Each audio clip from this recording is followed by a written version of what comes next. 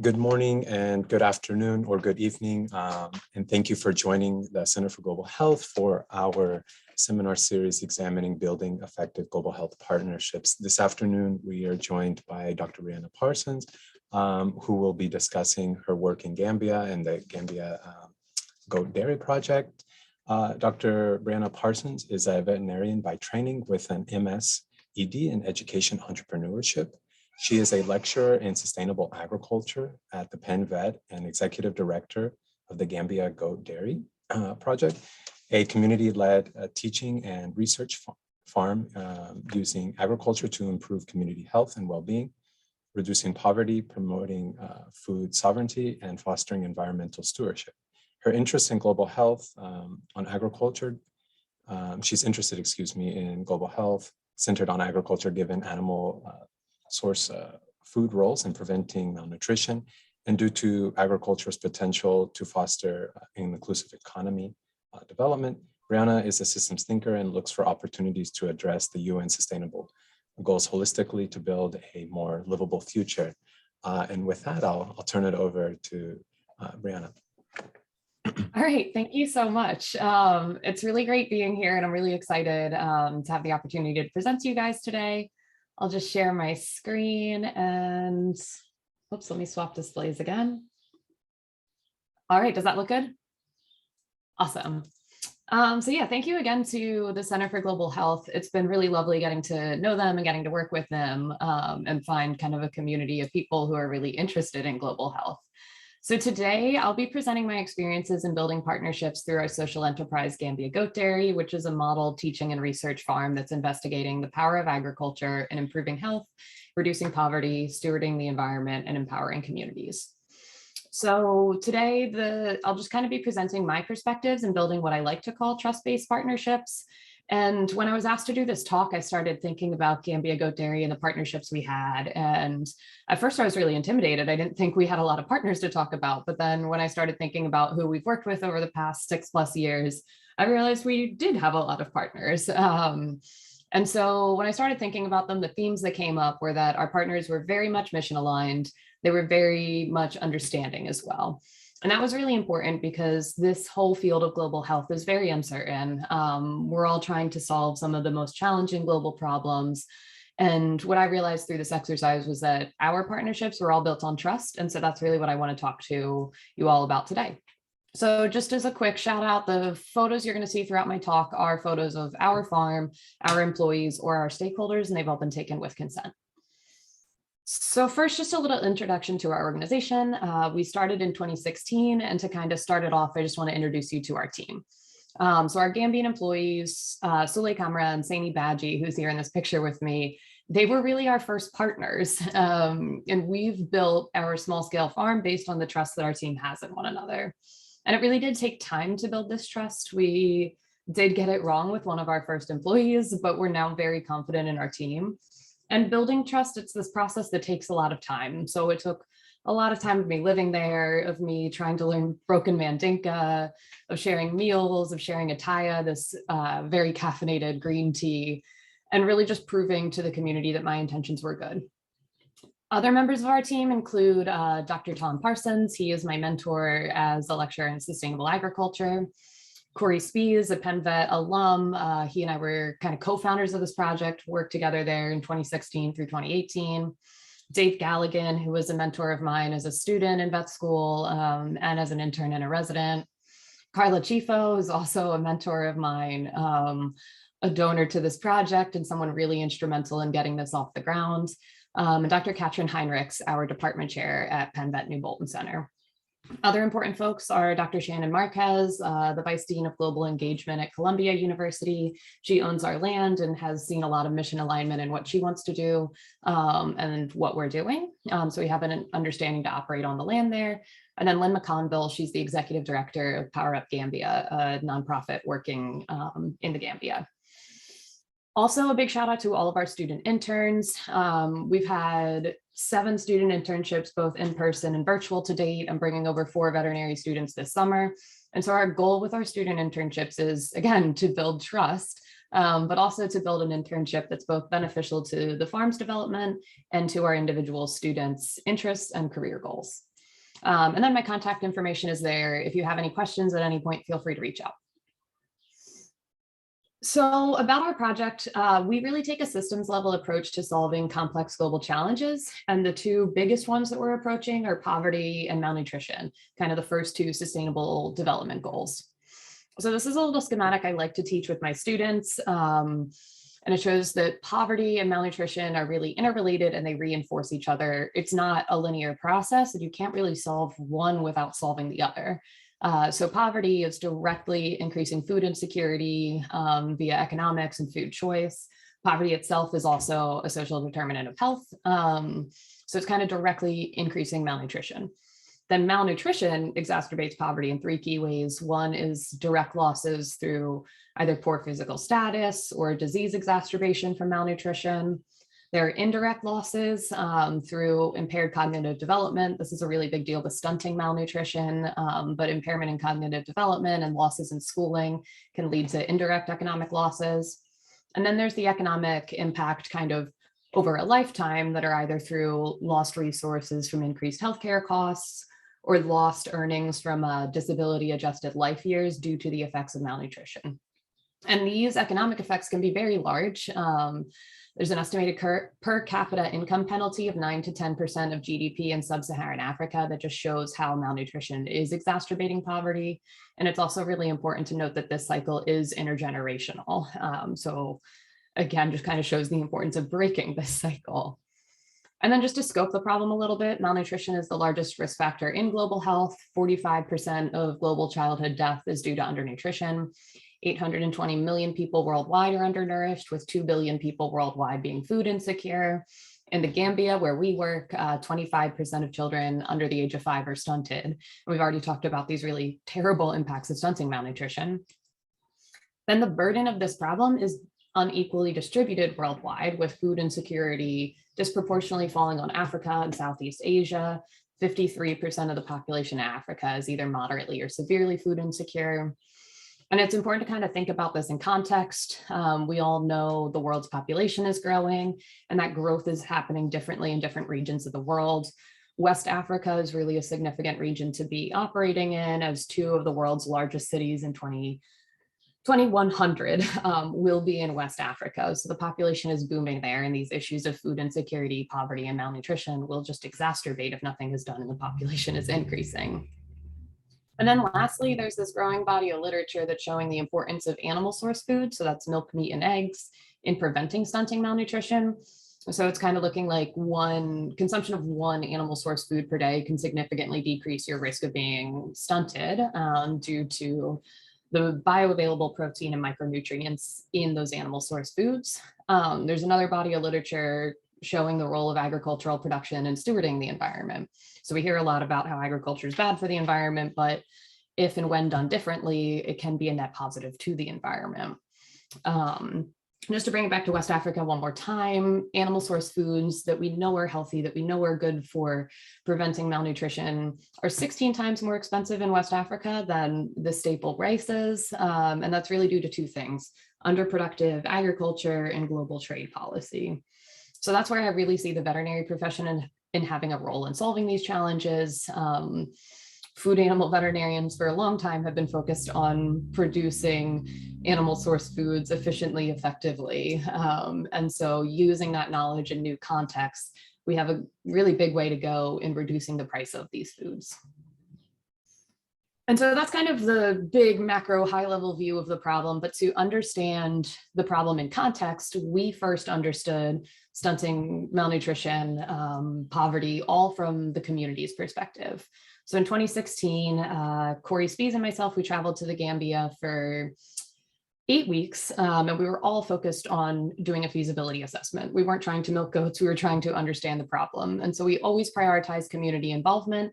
And these photos here from a stakeholder seminar that we held at the end of our feasibility assessment, where we ran our plan by many of the stakeholders involved in food, agriculture, nutrition, and tried to get them to evaluate the plan that we had put in place. And so this was one of the first time that some of these stakeholders were in the same room together, which was really exciting. And I think it was also a really good exercise in building trust in a space where outsiders have had a lot of negative, unintended impact. So a big part of building that trust is listening to the needs of the community instead of making assumptions. So even early on in our organization, we always prioritize building trust.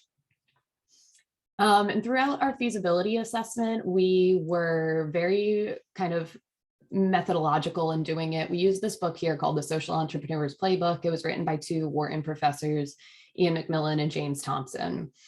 And I just want to talk about feasibility assessments for a second, because I think they're so important, because we all know in this global health space, there are limited funds. And so I think for all of us, it's really our responsibility to use those limited funds effectively. Planning takes a lot less money than implementation. So it's always been our goal to plan with limited resources so that we can deploy the resources that we have in the most impact effective way. So this book was really our guide for doing it. And I've laid out kind of the chapters that are part of part one, the feasibility assessment part of this book. But it all kind of comes down to defining the need from the community's perspective, segmenting your target population, understanding how your beneficiaries will interact with your organization, looking at your competition, understanding operations realities and sociopolitics, and then putting a lot of checkpoints in place to evaluate your progress over time. So I'm happy to speak on this more if there's questions, but I did just want to point this out because I think it's a really important part of global health. And then to bring it back to Gambia Goat Dairy and what we're doing, we're really investigating the power of agriculture and the role it plays on societies and in solving complex global problems. So what that means is we've taken a lot of care as an organization to really explicitly define the areas of impact we target. So those areas are improving community health and well-being, reducing poverty, promoting food sovereignty and inclusive economic development, empowering women and youth, and fostering environmental stewardship.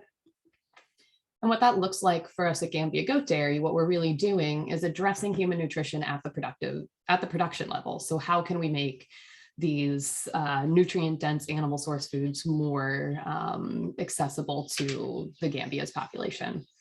So that's one part of what we're doing. The other part is conducting agricultural research on the topics most important and impactful to Gambian farmers, being that research farm, and then disseminating that knowledge through educational outreach that's targeting women, youth, and agriculturalists. And through all of this, we're taking kind of a food sovereignty and social entrepreneurial approach. And I just want to talk about this for a second because food sovereignty is different from food security. Food security defines the right of individuals to healthy and nutritious diets, but food sovereignty goes a little bit further and prioritizes culturally appropriate food and defines the right of all individuals to ownership of their own agricultural production systems. So food sovereignty is a big thing that we're trying to do, get the power of agriculture into the hands of the people. And then social entrepreneurship has been this kind of objective problem solving framework that we found really helpful in building out kind of system-based solutions. And lastly, through our 7 or so years working, we've learned that there's a lot of uncertainty in this space. So our organizational values really matter. When you're faced with an uncertain situation, your values will dictate how you make a decision. So we've been very careful to define what our values are. Ours are being community-centered, impact-driven, and really looking for systems-level solutions.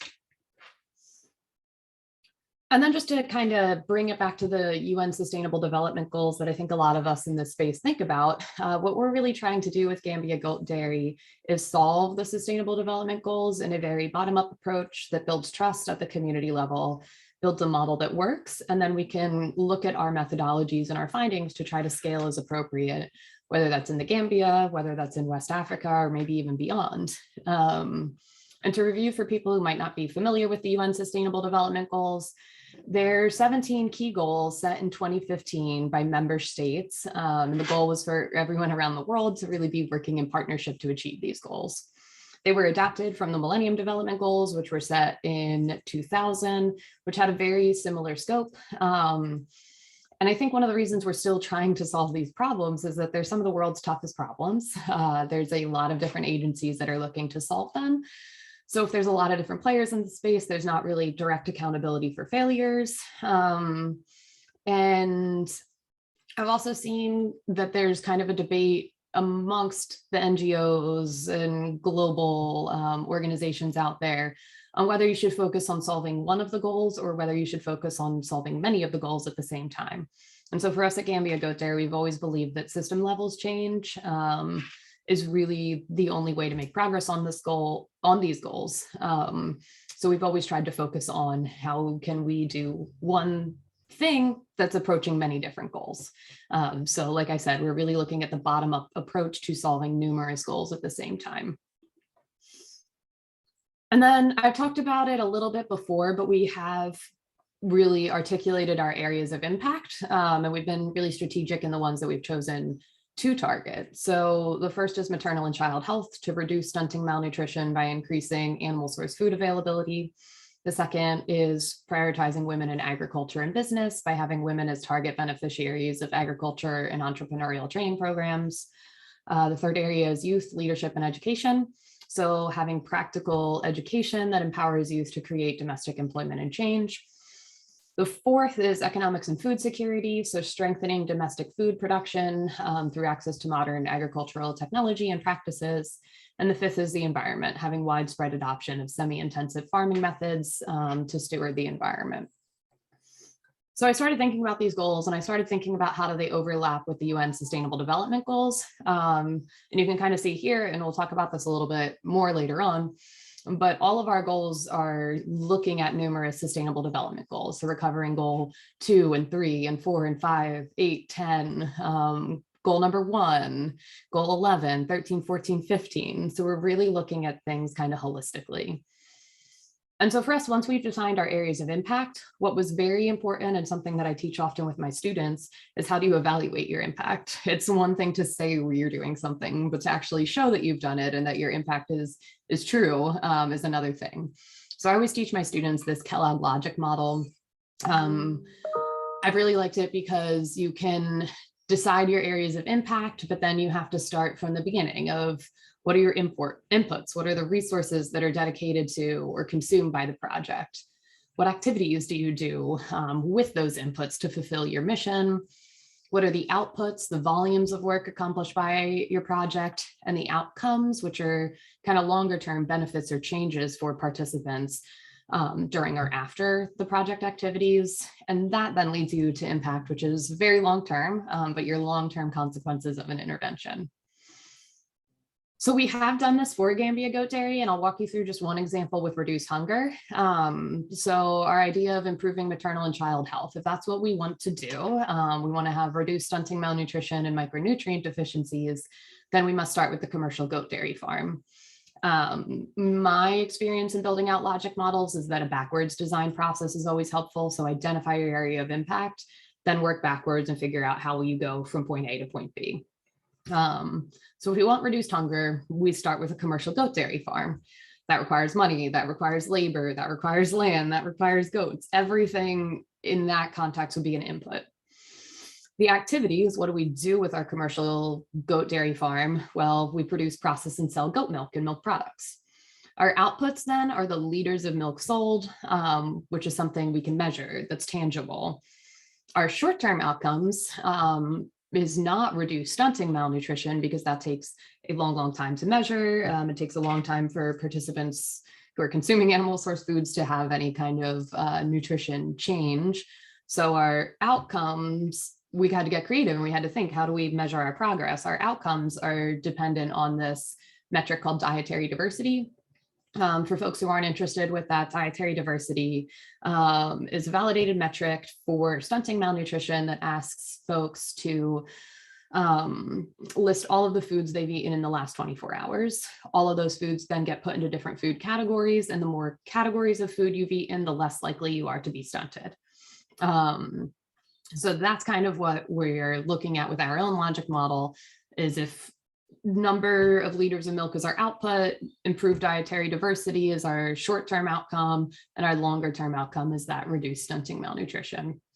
So for us with our logic model, we took it one step further. We put targets, measures, and data sources and tools for outputs, outcomes, and impact so that we could objectively over time measure if we're making any sort of impact on our goal of reducing hunger.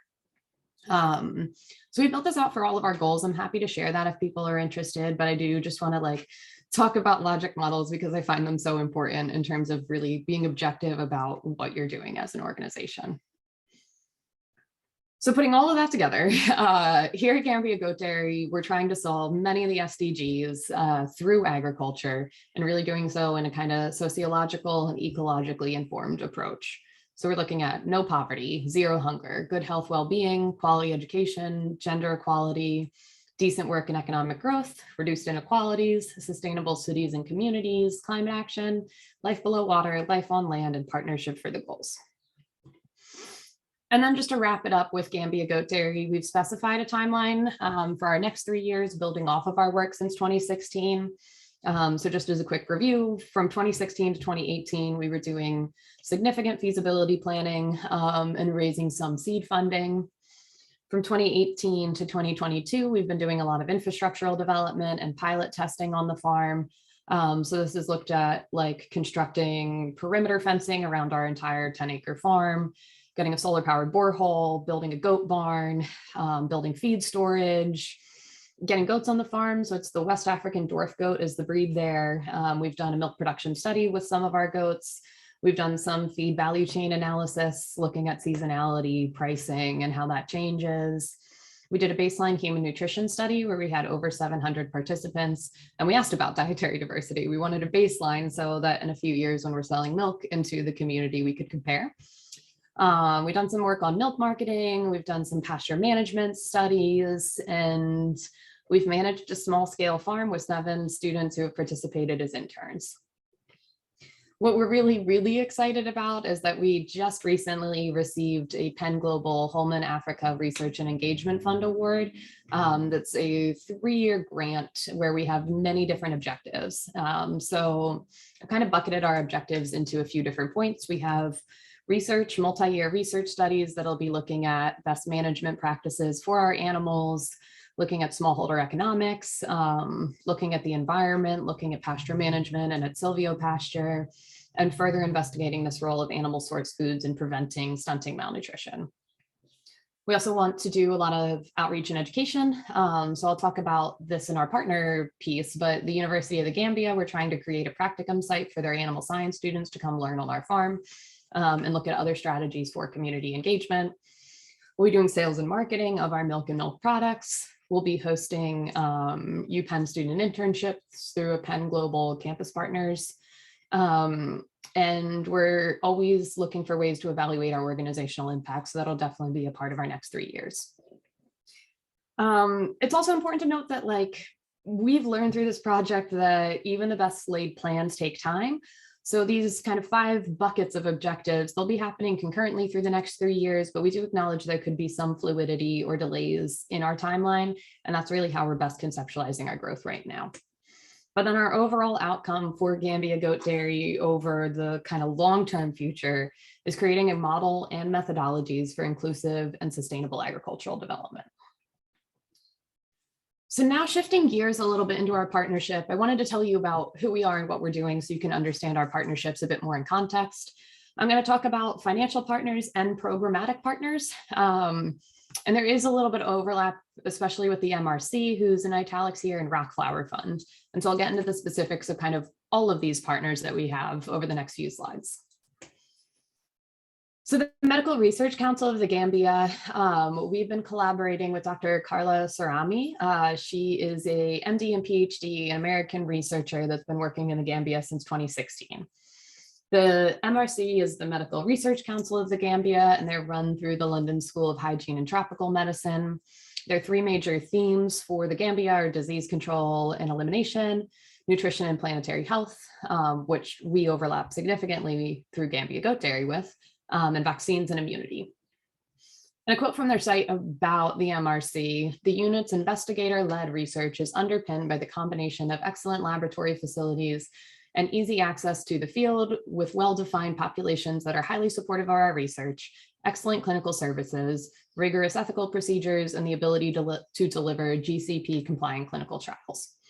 So the MRC has, I think, 3 clinics throughout the country. They have a lot of clinical research that's happening. They also do some preventative health, and then their research is really focused on these 3 themes. So we've been developing a relationship with the MRC over the past kind of 6 months to a year. And one thing about our relationship, we're seeing that there is significant mission alignment along that theme of nutrition and planetary health. So we're investigating a lot of collaborative research on nutrition, specifically around the role of animal source foods in human nutrition. We're also seeing that we at Gambia Goat Dairy could utilize MRC's existing staff, construction, and procurement capacities to build our farm to a larger scale. So that's a little bit about our MRC partnership. Now I'm going to shift gears a little bit to talk about some of our financial partners over time. So the Rotary was our very first partner, and with the Rotary, again, we saw mission alignment. Back 2016 through 2018, Corey Spees and myself were doing a lot of different talks at the Rotary, meeting many different clubs, many different members, and understanding that it was a large group of people that wanted to do good, that they wanted to have their donations go to something that created change. So we found a lot of mission alignment with Rotary clubs. And what that led to was a lot of small scale catalytic funding that furthered our research and our proof of concept. So like I said, 2016 through 2018, we had numerous partner clubs donate to Gambia Goat Dairy. And then I think it was in 2019, they all formed together to get a large district grant to support Gambia Goat Dairy. I think it's important to note as well that we've had continued support of private donors, members of Rotary clubs from 2016 until 2022. So they really have been an early and continued supporter of our work. Then we have PennVet, my current employer. We were very fortunate when Corey and I were vet students. We received 2 $25,000 Student Inspiration Awards in 2017 and 2018, which was our pilot funding to build a very small scale farm. They've also provided me with salary support from 2018 up until now, a discretionary research fund in 2021 to further the farm efforts, and they provided matching support for our Penn Global Homeland Africa Research and Engagement Fund Award. Which brings me to Penn Global. So Penn Global, we've been working with them in different capacities and different offices over the past few years. But the biggest and most notable thing was our Homeland Africa Research and Engagement Fund Award that combined with matching funds will provide $195,000 into Gambia Goat Dairy over the next 3 years. But what's also been really great about Penn Global, and I think why we have so much mission alignment with the work that they're doing, is that they've provided student internship stipends from 2016 really up till now. There's a little pause with the pandemic, but they've been funding partners for our student internships and have really known what we're doing, supported what we're doing. And I think that was a big piece of kind of that mission alignment and trust building that we have with the organization. Another funding partner that I want to spend a little bit of time talking about is Rockflower Fund. And Rockflower is really unique and I think a really special funding partner. A quote from their site: "They're a global venture philanthropy fund that connects catalytic funding to local initiatives and emerging economies seeking to improve and elevate the lives of women and girls." They fund women entrepreneurs across the globe in the themes of peace and security, maternal and reproductive health, access to food and water, education, and economic empowerment. And so what's so great, in my opinion, about Rockflower, they've got about over 40 partners across the globe right now, and their priority truly is getting that small scale catalytic funding into the hands of entrepreneurs that are prepared to do something with it. And I think that's something different in the funding landscape than we see from some of the other major donors that are around there. Rockflower takes risks on these small scale initiatives and knows that money in the hands of local women can lead to change, and they believe in that. And that's how they kind of built their whole philanthropy model. So for us in Gambia Goat Dairy with Rockflower, we found that we are incredibly mission aligned with this organization. They've expanded their support of Gambia Goat Dairy via 4 different awards since 2019. They started small scale. I think it started with $5,000, went to $1,000. They were one of our the only funding partner to give us funds during the coronavirus pandemic. They awarded all of their partners with a very small scale coronavirus emergency relief fund. But still, I think the act of doing so built a lot of trust between us and Rockflower. And so we found over time working with them that they are trustworthy, they are very flexible, and they're really striving for success of all of their organizations. And why I put them in the financial and programmatic categories, because they are a small and growing fund, and they are really looking at building networks of knowledge sharing among their partners. And that's become kind of a strategy for growth for them, of how can we get all of our partners together, share lessons learned to improve the success of everyone.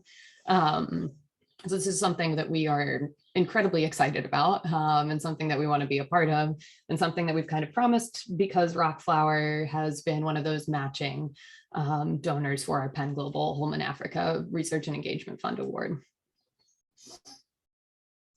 The next partner I want to talk about is the University of the Gambia. Again, this is a new relationship that we're starting to explore. Only for about the last 6 or 7 months have we been working with them, but they are the largest and oldest university of the Gambia. They're one of 5 total universities in the country. And of those 5 universities, 2 are either majority or completely online. So the University of the Gambia is the oldest and largest. They have 3 different locations throughout the country. They have bachelor's through PhD level programs. So they really are kind of the big university in the country. Listed all of the schools up there that the University of the Gambia holds, but the Agriculture and Environmental Science School is the one that we've really been collaborating with.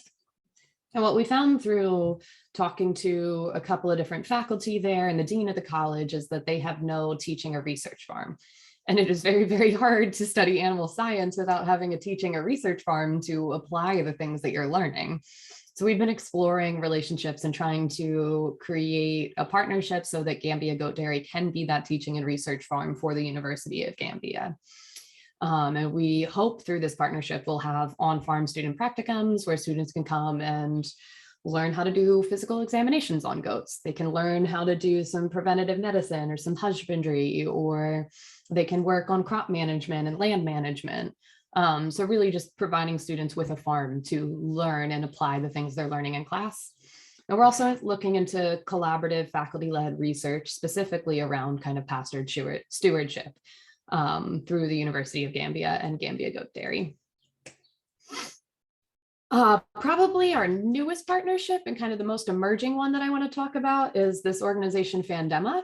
So Fandema is a professional and technical training center to empower and upgrade women and young girls' livelihoods by strengthening their productive and entrepreneurial capacities and abilities with a strong focus on renewable energy. So Fandema is definitely a small scale community-based organization, but they are just 10 minutes up the street from Gambia Goat Dairy, and they've been in operation for a long time. And so what we're realizing is that both Fandema and us at Gambia Goat Dairy have a lot of mission alignment around women and youth empowerment, around entrepreneurial education, and around climate action. So our relationship here, it's only been for about the past 5 months. Sorry, words are hard today. But our relationship, yeah, it's been about 5 months so far, but we have done 2 educational workshops at Fandema, looking at cheese making, having women use goat milk to make cheese from, and having that be kind of a healthy breakfast option that they could be feeding their families. So we're really kind of exploring that partnership, excited to see where that goes. But our thoughts at Gambia Goat Dairy are, we want to be working with people who are effective. We want to be working with people who are mission aligned. We love partnerships. We love working with many different folks who all want the same things. And the more we can make that happen, the better. So really excited to just see how this relationship plays out over time. And then the last partner I'm going to talk about, the FAO, the Food and Agriculture Organization, and other government agencies in the Gambia. Over kind of our entire existence, we've been exploring partnerships with numerous different agencies, and they've all been really programmatic in focus, and they've been based on mission alignment. So a lot of stakeholders that we have relationships with are the Department of Livestock Services of the Ministry of Agriculture. It's kind of the Gambia's equivalent to their USDA veterinary services. The National Agriculture Research Initiative that does a lot of agricultural and soil research. The West Africa Livestock and Innovation Center. They're not a government agency, but they are a large research initiative looking at livestock in the region. The National Nutrition Agency of the Ministry of Health, We've been working with them since 2016, really on those goals of improving stunting, malnutrition. The Gambia Bureau of Statistics, they were the folks who helped us implement our baseline nutrition survey. So we've developed a pretty good relationship with them as well. They do also some of the large scale studies that are coming out of the Gambia, like the DHS data that comes out every 5 years. So it's a good organization to be working with. The Food and Agriculture Organization, we've known them. So that's a body under the UN, but they have a program office in the Gambia. We've known them for quite some years, but it's really been the last 6 or 7 months that I've developed more relationships with one of their younger researchers there, and are really looking for areas of overlap that we have in terms of animal production research and outreach potential. The Ministry of the Environment, that's someone we were pretty excited to develop a relationship with. And then there's numerous different farmers organizations between credit unions, breeding associations, and other kind of educational and informal resource sharing organizations that we've been able to meet with, learn more from, and try to see how we can build out more partnerships there. And then just to review what our trust-based partnerships look like. So we have the Medical Research Council of the Gambia, where we're exploring collaborative nutrition research and capacity building of our farm. Penn Global has been our financial support. They've been very mission driven. We have Rock Flower Fund, again, financial support, mission driven, and there is some potential for community outreach there. The University of the Gambia, we're looking at outreach and collaborative animal production and land management research. Bandema, a community-based organization and a potential outreach partner for us. And then the FAO and other government agencies who are looking at a lot of animal production and human nutrition research and outreach potential. And then the last slide I have for you is just to talk about a little more explicitly what our approach to partnerships have been. I've been talking about how it's been trust-based, but I wanted to define some things a little bit more. So trust-based partnerships, why is that the way we've been going? That comes back to the importance of social capital in Gambian societies. And so this is something I've seen working there. It's a country with a 48% poverty rate. It's a country with 74% of the rural population living in poverty. When financial capital is limited, it seems as though other forms of capital become more important. So social capital, the trust you have in one another, the trust you have in your community, the different people who will help you out when you need it. That social capital is incredibly important in Gambian society because financial capital is lacking. So these trust-based partnerships, it's just what makes sense over there. And so we've realized this, we've learned this, and that's why I really called our approach being trust-based partnerships. Other lessons learned we've had is that trust takes time. We've definitely learned that trust takes time, and it's better to explore things slowly over time and then build off the successes instead of rushing into something because you think there could be potential there. In terms of selecting our partners, mission alignment, that's what I've been saying the whole time. Mission alignment has really been a big way for us to select our partners. And then in terms of defining our goals, that was a process that happened very early on in our organizational history. That was part of that 2016 to 2018 feasibility assessment. Some of these goals have pivoted over time, but we really defined them early on. And then we created this logic model to evaluate our progress over time so that we could always look back and say, are we being effective? Are we meeting our goals? So I think that's a big unique factor about us and our farm.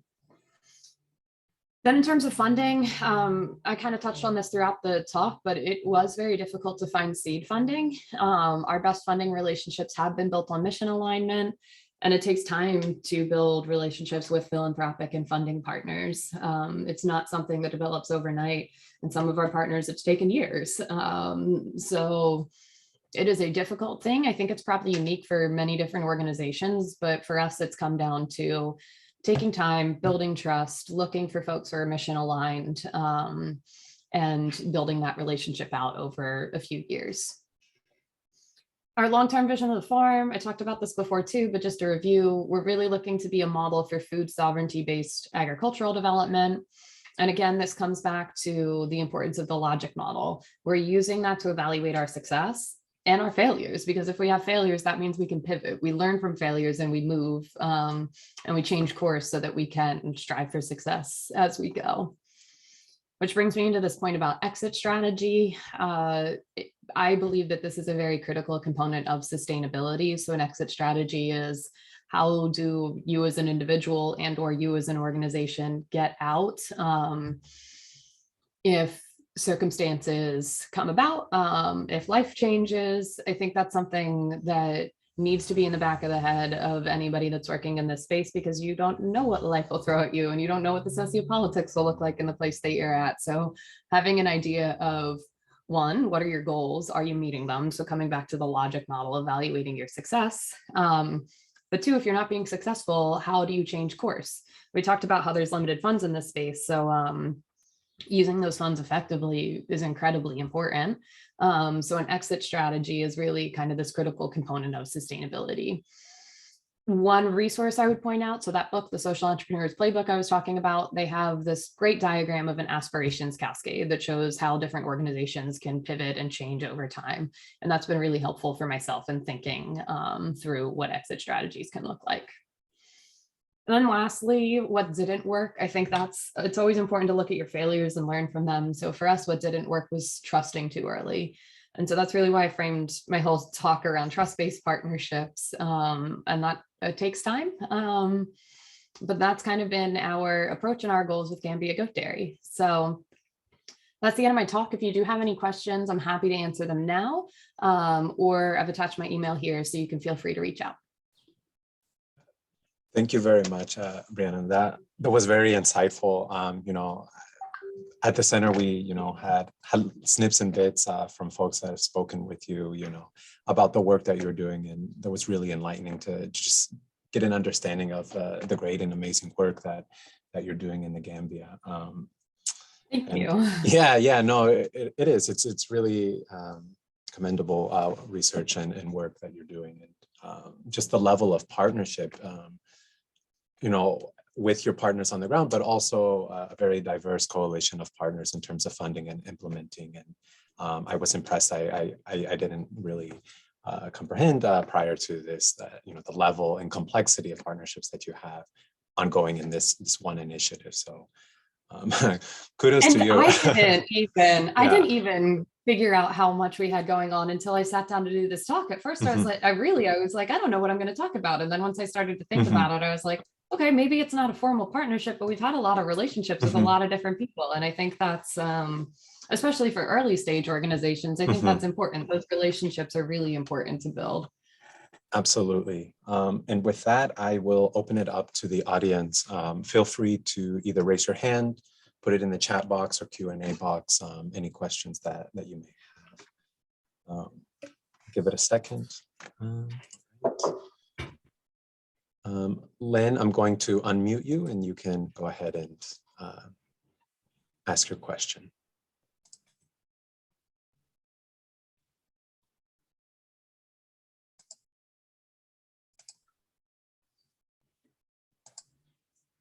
If you're unable to use your mic, feel free to place that in the Q&A box, Lynn. So we have a question here from Maria. How did you come to be in the Gambia?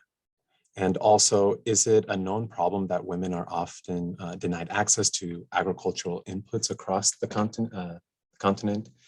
Can you discuss details around how you are engaging women in your work? Yeah, great question. Thank you. So in terms of coming to be in the Gambia, that goes back to relationships again. So I talked about our team in the beginning.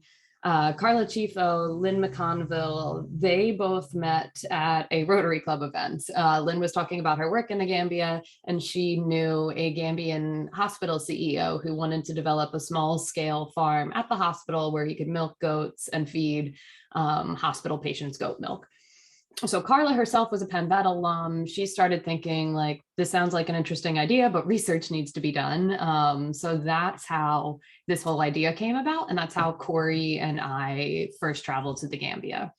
And so once we got there, we realized this problem is a lot bigger than a small hospital farm. We realized there's difficulties in having a farm on a hospital. It's not great for immune compromised kids, immune compromised patients to have animals running around. So we started kind of conceptualizing this to be much bigger. And we found that it's really wonderful working in the Gambia. It's one of the smallest countries in mainland Africa. That's allowed me to get to know many, if not all of the stakeholders very quickly.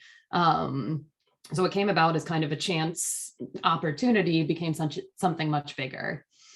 And then to your second part about women being denied access to agricultural inputs across the continent, this is really important. So in the Gambia, 70% of goats are cared for by women, but the marketing and sales of goat milk, goat meat, all of the products is handled by the men. So women are excluded from the activities that are making money off of the animals that they're caring for. So we see this as a problem, and we've been thinking from the very beginning, how do we address this? So in terms of engaging women in our work, that's why we're so excited about Fandema. Let's work with a community-based organization that's working with women and girls. Let's work with somebody on the ground that's already built that trust. So we're kind of building out that partnership. But then also just as we're developing our research findings, animal production and pasture management research, it takes many years. So we know we won't necessarily have answers tomorrow, but if we're planning out our research experiments, then when it comes time for the outreach of that information, we will be building on partners and others to make sure that women are kind of target beneficiaries of our outreach. Thank you. Are there any other questions from the audience? Okay. So I have a question, Brianna. So you alluded to this, that it's difficult for a newer organization, a young organization working, and you mentioned that a lot of the partners that you involve, both financial as well as implementing partners, they aligned with your strategic goals and your values that you had outlined in the beginning. So what advice would you give to individuals that are looking to, not necessarily establish the same type of program, but are looking to get involved, on the ground, start something new in terms of finding these funders? What advice would you go? How did you identify like the Rock Fund, Rock Flower, examples like that? Yeah, that's another good question. I feel like, I have an answer. It's not a exciting answer, but my first advice would be just spend time in the communities that you want to be working in.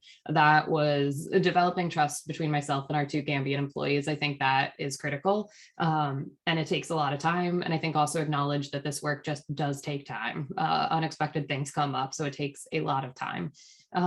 So that's my biggest advice for starting out, is just spend time where you want to work. And don't go in with assumptions, go in with curiosity, go in with questions, try to learn. Your perspectives, wherever you're from, whatever community you might be from, are different than a new community. So taking the time to understand a new place and a new group of people, I think, is super important. Then in terms of finding funders, this is where the less than happy part of it comes, but you just got to try. You just got to put a lot of stuff out there. When I look back at the early years, we were talking to people all the time. Anyone we could find, anyone we could talk to. We were submitting a lot of unsuccessful grant applications, but it was getting our name out there, and it helped us and me, as someone who was speaking a lot about the organization and writing a lot about the organization, to refine what I was saying. So now I feel I'm a lot more comfortable talking about the farm, talking about our goals, talking about what we're trying to do. But it takes a lot of time and a lot of failures, really, to put your name out there to try. I wish there was a better answer. I really do. Major props to Rock Flower Fund, because they are what I see as someone unique in the philanthropy space that's trying to get funding into the hands of people from local communities, which I think is great. But I think it just comes back to finding people you're mission aligned and trying. Yeah, no, thank you. That is helpful. It's not, like as you said, an overnight success. It takes work and time to develop these partnerships and to get that visibility. I think it's probably a challenge that many folks have. If you're not working at an academic institution, it may be a bit difficult to access funding, because typically, at least here in the US, people go to NIH and other, government level sponsorship. And it's quite difficult to access if you're not part of an academic institution. Exactly. And have those resources. let alone Mhm. say you are, and it is a, a relatively new project. It is quite hard to even get that, Mhm. because they want so much existing Exactly. work to be there to, kind of prove concept, so to speak. But Mhm. all And right. one thing that just came to my mind Mhm. now, thinking about that, I mean, crowdfunding platforms are kind of blowing up a little bit. Like there's a lot more people that are using crowdfunding. And I think in today's world and the role of technology, having a strong social media presence and trying to Mhm. crowdsource a lot of that early funds can Okay. be a strategy for going about that. And Absolutely. even if Yeah. it's small funding in the beginning and that helps you, like you're saying, demonstrate the work that you're doing, Mhm. prioritize that funding on something very small scale that can prove that something about your business model works. And then you can go back to those bigger institutions being like, look, we did this thing with this limited amount of money and it Mhm. became this. Yeah, it's Yeah. hard. No, absolutely. I guess a little bit into that too is, what type of materials or, kind of prep did you have to do to go to some of these larger institutions to show proof of concept? What was, I mean, it may be different for each funder and implementing partner, but like, what was that factor, that key factor that kind of convinced them Yeah, that your work was worth their investment? it is different for every partner. Hmm.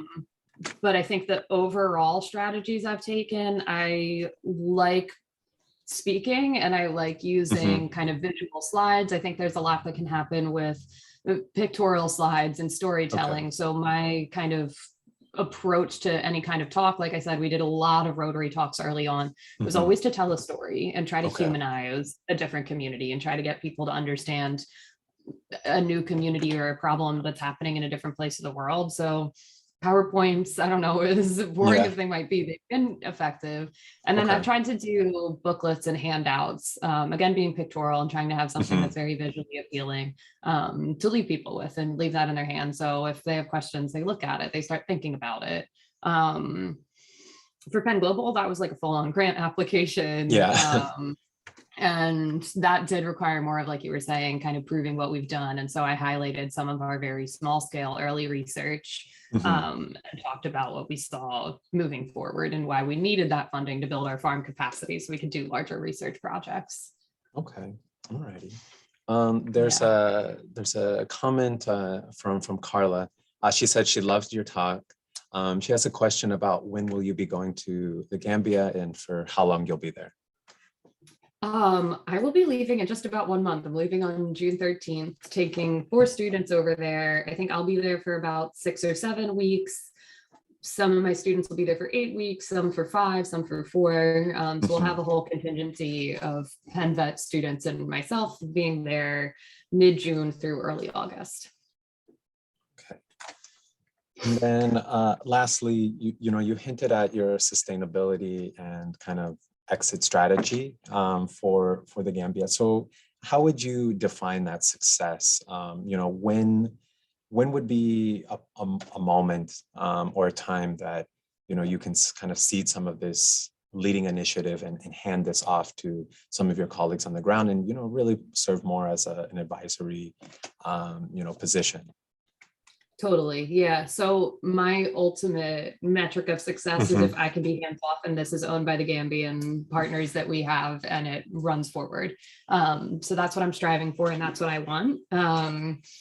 I think early on in our project, that was easier said than done. Especially when you don't have very much funding and you only have a few people working. It was sweat equity between myself, Sule, Absolutely. and Saini. We were doing a lot, just trying to keep it afloat. But now that we have funding, that takes a Mm. whole list of responsibilities off of my plate. So I can think about, okay, how do I transition this over? And I think that's Okay. why we've been exploring so many partnerships in the last year or so, is that we have that more security now. We don't have to Hmm. worry about how are we going to feed the goats, how are we going to pay the employees. Hmm. That funding's there. So I think for me, the idea of exit strategy has changed and it's evolved over time. And I think that's a good exercise to always be evaluating it. But for me now, it's what can we do in the next 3 years with this Okay. funding that we've just received? And my goal, I don't know, just kind of off the cuff right now, is that in 3 years' time, we'll have significantly more employees. We'll have a Mhm. kind of rigorous structure of what our employees look like over there. Our farm manager will be managing the farm, and when problems come up, yeah, maybe I'm involved, but hopefully it becomes at such a like kind of organizational structure point that people are handling the problems on their own, and I'm around to advise and guide. Maybe Mhm. that doesn't happen for years, things take time, but that's kind of the goal, is to forever put any of the skills, managerial power, whatever it might be that I have, put that into the hands of the folks who are working on the ground. Okay. Yeah, absolutely. Yeah, no, that is often a challenge to think, because you yourself and others, that invest their time and energies into a project, and it's sometimes difficult Mhm. to unwind that. But ultimately, yes, I mean, you like you said, life happens. You never know what may happen to Mhm. yourself, funding, and if you were to disappear the next day, would your project and effort still be around? So yeah, it's definitely a Mhm. challenge for many folks in organizations to think about. Um, but And yeah. asking myself that question, what would happen if I wasn't here anymore? That's really been the motivation for being like, we need to have that exit strategy. This can't be Mhm, dependent on me as an individual. This organization needs to be an organization. And so, mhm. um, yeah, now that the funding's figured out, that's been kind of our big soul searching thing, is making that a priority to build capacity of many folks involved in our organization. Absolutely. There is a question from Lynn. Yes, this presentation is being recorded shortly after this recording, as well as others. Part of our seminar series can be found on the Center for Global Health's YouTube site. I'll be sure to place that in the chat before we go. But are there any other questions for Dr. Parsons before we go? If not, I just want to remind everybody that our next seminar will be next Wednesday, which is the 18th, and that will be held again from noon to 1 p.m. Eastern Standard Time. Please check your calendars. We did make some updates to when some of our presentations will take place. One moment. Let me get this put into the chat real quick for everybody. So that is our YouTube playlist for our seminar series. Feel free to check that out, or you can always view that at the Center for Global Health's website. And with that, I thank you, Brianna, and I really look forward to hearing, updates as you get to utilize that funding and make those changes, and really scale your project. Great. Well, thank you so much. And thanks again for inviting me to do this. It was a lot of fun. Thank you. Bye-bye. All right. See ya.